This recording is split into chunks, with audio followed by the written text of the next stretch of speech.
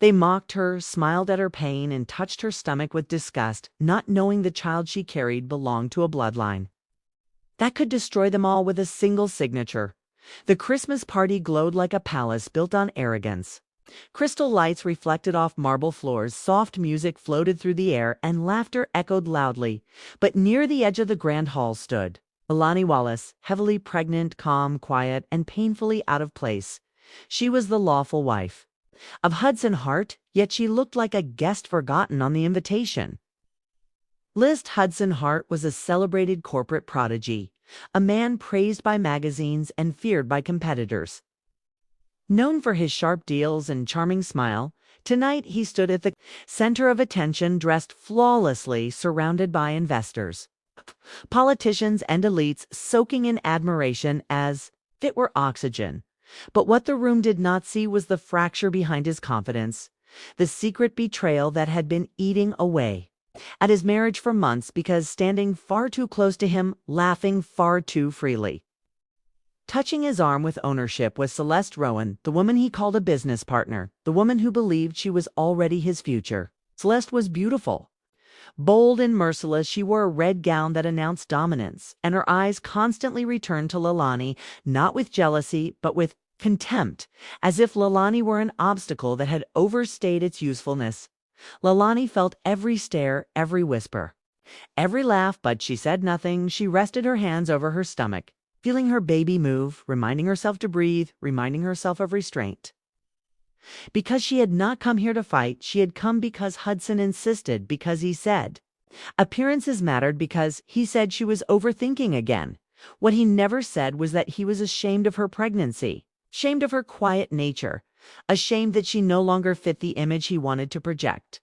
Leilani remembered the man he used to be, the man who once held her hands and promised forever when she told him she was pregnant. He smiled, but his eyes showed fear, not joy, fear of responsibility, fear of losing control, fear of the truth. He never asked her about her past. He never questioned why she never spoke of family, he assumed. She came from nothing because she lived simply because she chose anonymity, because she chose him over legacy. Leilani Wallace was not weak, she was not poor, and she was not alone. She was the only daughter of Arthur Wallace, a man whose wealth was whispered, not reported. A man whose investments decided the rise and fall of industries. A man who avoided publicity because influence mattered more than fame. Leilani had grown up surrounded by power, private jets, global estates, security teams, and boardrooms, but she walked away from it all when she met Hudson. She wanted love, not control. She wanted peace, not dominance. She wanted to build something real away from shadows and deals. Her father warned her that men intimidated by power often become cruel when they feel small. She believed Hudson was different. She believed love would be enough tonight. That belief was bleeding slowly as Celeste finally made her move, walking toward Leilani with a glass of champagne, her smile sharpened by alcohol and confidence. She stopped directly in front of Leilani, looking her up and down, letting her gaze linger on her belly as if it offended her existence, and she laughed softly. Then, louder, drawing attention, she asked Leilani. She was enjoying the party, if the dress was comfortable, if pregnancy had made her emotional guests. Nearby listened, pretending not to stare. Celeste commented that some women let themselves go once. They trap a man, that some women forget their place. Leilani felt heat rise in her chest, but she remained silent because she knew something Celeste did not know, that tonight was not about humiliation. It was about timing. Hudson finally noticed the gathering, but he did not intervene. He watched with a tight jaw, calculating risks, choosing silence, choosing himself. Celeste continued mocking, suggesting Leilani should be grateful for a roof over her head, suggesting she should stay home and rest. Instead of embarrassing Hudson in front of important people, laughter followed, not kind laughter, but the kind that feeds on weakness. Leilani lowered her gaze, not in defeat, but in patience, because she felt a shift in the air, something subtle, something powerful. The doors at the far end of the hall opened quietly, without announcement, without drama. Yet conversation slowed. Glasses paused midair. Security straightened as instinct recognized authority. Entering, Leilani felt calm wash over her before. She turned because she knew that presence. She had known it her entire life. Arthur Wallace had arrived, and with him the end of pretending, the end of cruelty, and the beginning of consequences. The room did not erupt. It did not gasp or shout instead. It adjusted because true power does not need permission to be felt. Arthur Wallace walked forward at an unhurried pace, his posture straight, his expression calm and unreadable. The kind of calm that comes from never needing to raise one's voice. Leilani turned fully now, her eyes softening. For the first time that night she felt safe.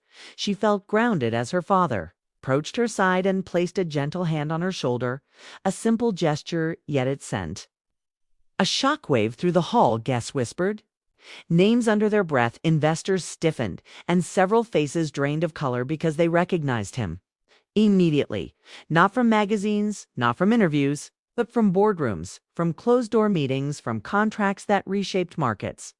Hudson Hart froze, his smile disappearing as reality crashed into him. The woman he had ignored, the wife he had disrespected, the pregnant figure he allowed to be humiliated, was standing beside a man whose signature could erase his entire empire. Celeste sensed the shift before she understood it.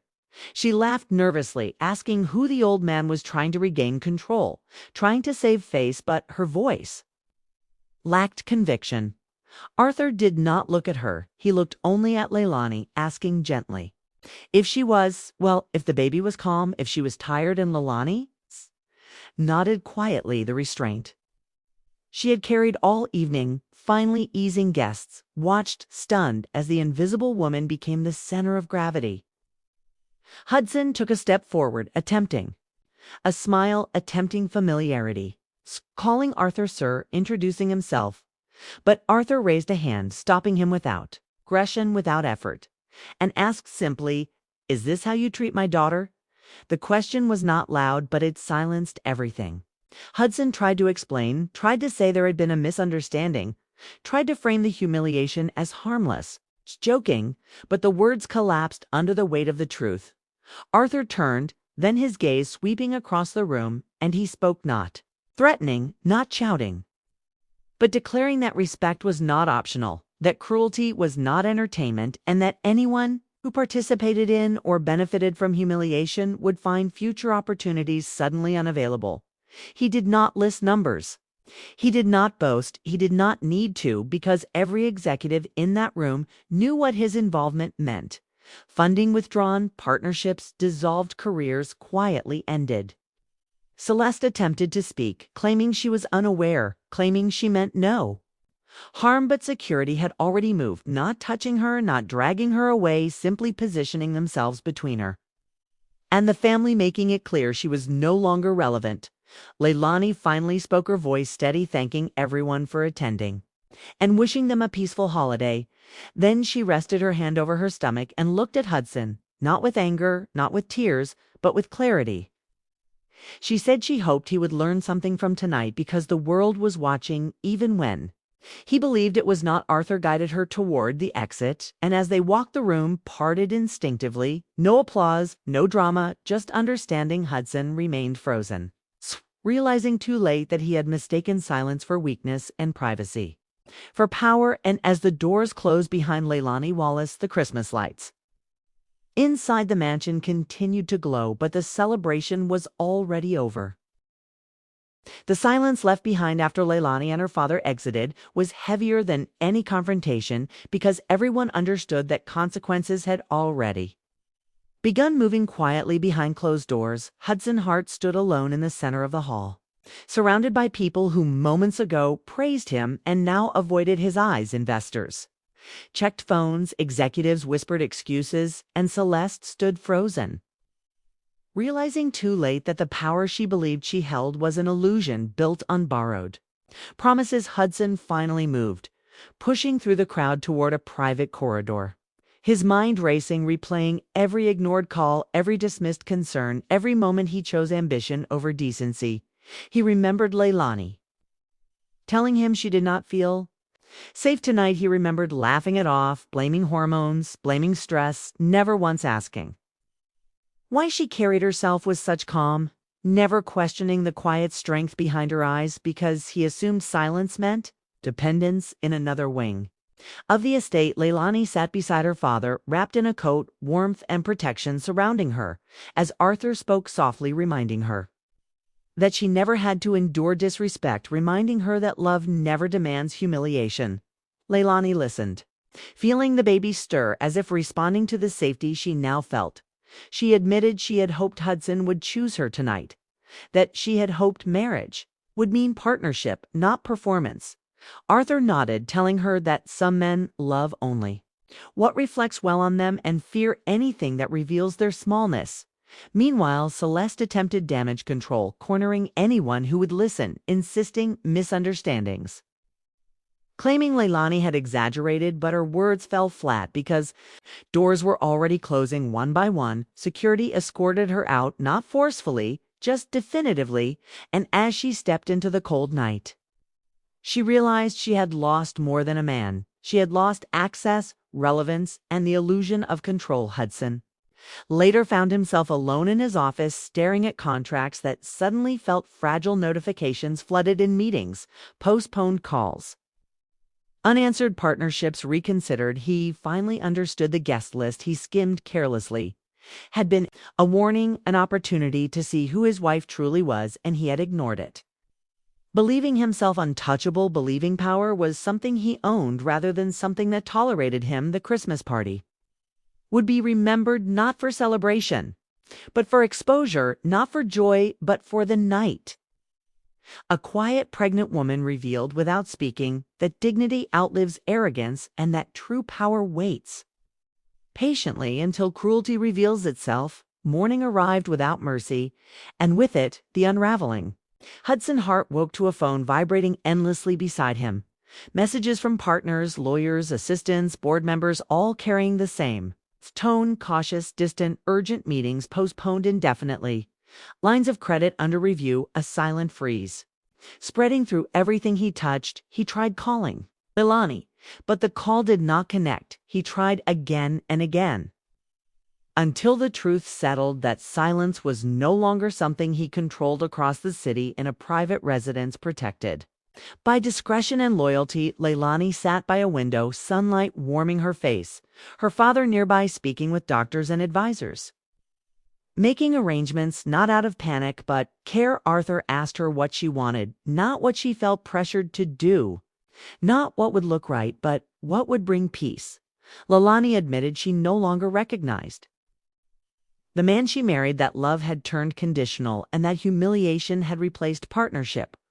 Arthur nodded, telling her that walking away was not failure, it was clarity. Back at the office, Hudson attempted to salvage appearances, issuing apologies, explanations, narratives, but the audience had changed. People no longer needed his story.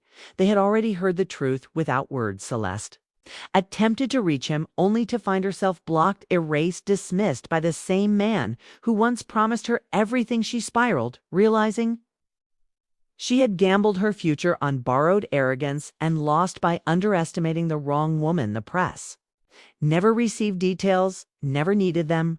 Rumors were enough, whispers of a powerful family displeased, of alliances shifting quietly, of a rising star dimmed overnight. And through it all, Leilani remained absent, choosing rest, choosing safety, choosing confisti.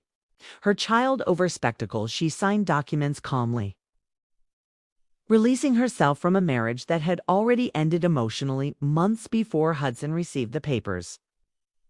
Late at night, alone in his apartment, staring at his name reduced to ink, realizing that he had mistaken possession for partnership and that love demanded humility, he never learned.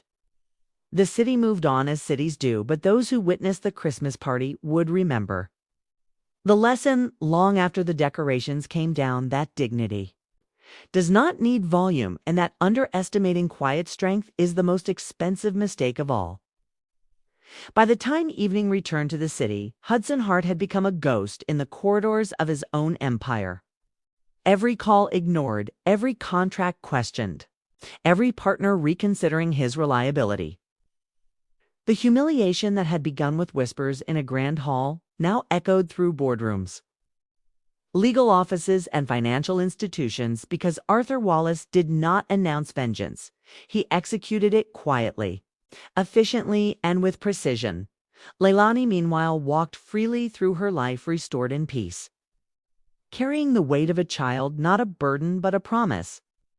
She moved with the confidence that comes from knowing she was never alone, that her lineage carried power she did not flaunt, she simply existed, and that existence reshaped the world around her. Celeste Rowan became a cautionary tale whispered at private events, the woman who mistook arrogance for strength, who assumed cruelty could substitute for patience and intelligence. Hudson Hart finally understood that life does not forgive those who underestimate it, that success built on humiliation collapses under scrutiny, and that the wife he mocked, the woman he allowed to be belittled, was not only the daughter of a trillionaire but the architect of consequences.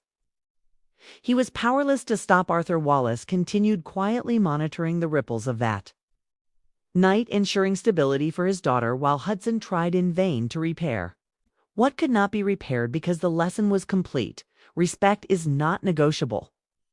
Cruelty is not currency, and true power waits for patience to mature before it acts. And as Leilani rested that night, holding her child, feeling its tiny heartbeat, she smiled, knowing the world had adjusted to the presence she had always carried quietly within herself, and that no party, no mistress, no arrogance could ever threaten what bloodline and dignity had protected for generations.